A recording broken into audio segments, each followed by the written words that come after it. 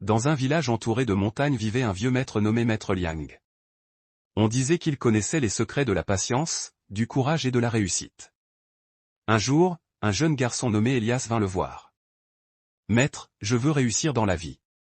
Mais tout ce que je commence échoue. » Le vieux maître le regarda calmement. « Très bien.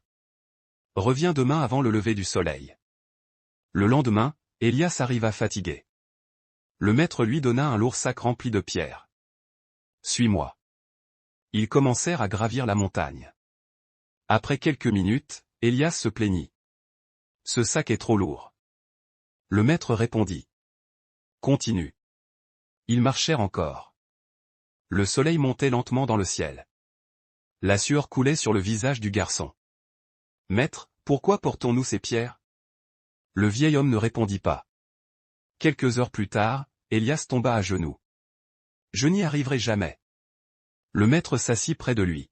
« Ouvre le sac. » Elias ouvrit le sac. Il était vide.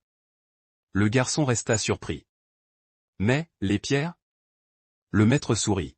« Elles n'ont jamais existé. » Elias ne comprenait plus rien. « Alors pourquoi le sac était-il si lourd ?» Le maître répondit doucement. « Parce que ton esprit croyait qu'il était lourd. » Le garçon resta silencieux. Alors le maître continua. « Beaucoup de personnes abandonnent leurs rêves non pas parce qu'ils sont faibles, mais parce qu'ils pensent être faibles. » Le vent soufflait doucement autour d'eux.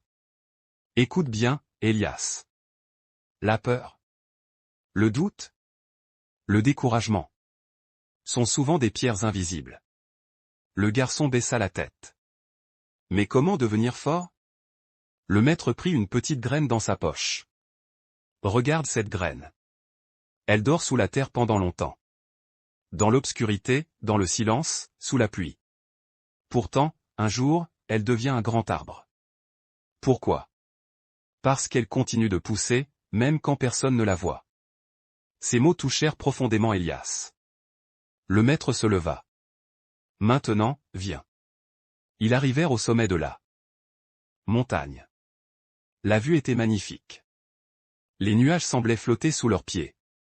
Le maître demanda. « Que vois-tu? Le village, les rivières, les champs? Hier, tu regardais seulement le poids du sac. Aujourd'hui, tu regardes l'horizon. » Elias comprit enfin.